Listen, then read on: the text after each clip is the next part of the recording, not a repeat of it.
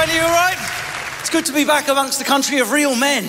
Look at you, brutes. I see the size of brutish men. I saw one guy on the way in, not one ripple of meat, not two, but three. A triple ripple of fat between neck and head. Proper hardcore Aussie man. Always with a tiny, beautiful female as well.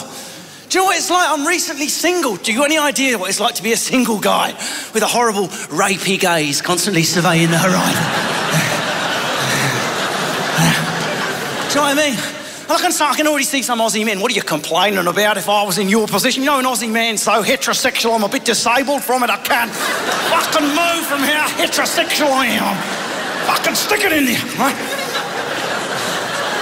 It's horrible.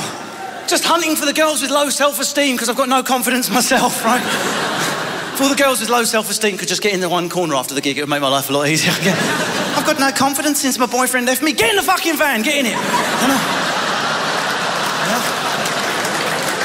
I keep ending up on dates with really inappropriate girls.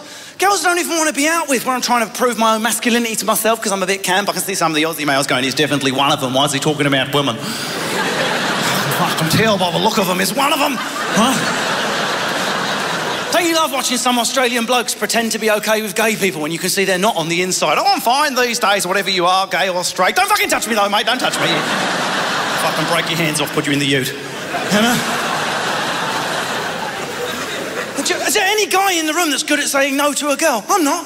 How many guys in the room were given the talk by their mums or dads? None. Every single girl in this room was given that. If you don't want to go through with it, babe, you just tell him. It's your right to say no at any time you like. Even if you're back at his and you're half naked, you can still say, I'm sorry, I've changed my mind. It's your right. Okay, mum, have a nice night. Bye. Right, every girl's had that. How many guys in the room have had the equivalent talk from their dad? Not one of us. You don't have to fuck her, mate. You don't have to. Yeah? It's not... If she is lying there, shaven and oiled and begging you to fuck her, you can refuse. If she lezzes off with her mate and then says, fuck us both, just walk away, boy. Don't be pressured.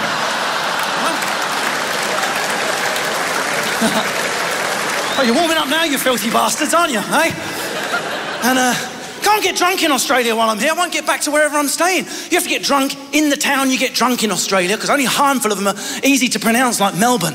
Most of them How do you guys ever get home when you're pissed? It's easy in England. Pissed off your tits, take me to Hull, Derby, London. You can just sort of fall into the cat. What happens to you lot when you get drunk? Where you going to, mate? Terranunga. Terranunga. Fucking leave me in the alley. I can't be fucking asked. My old man as well. I mean, ultra heterosexual, working class male. He doesn't like the way I portray him on stage. Why'd you make out? I'm not an emotional man, boy. You know. And there's loads of Aussie dads like that. They want to be, they love, but they're not loving. Do you know what I mean? I love you. I'll jump in front of a car for you, but between the ages of 12 and 18, I won't speak to you. That's what man. And he says, when I see you on them programs, boy, and you make me look unemotional, why'd you make out I'm not a loving father? And I think, wow.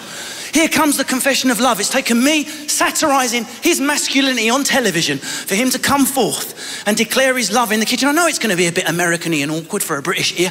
You know, Christmas, where suddenly your dad's over 50, the hat's skew, if he starts to cry and show his emotion, because that's when men finish puberty at 50. At 50.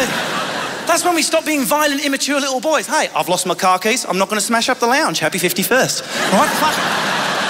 Right? Yeah.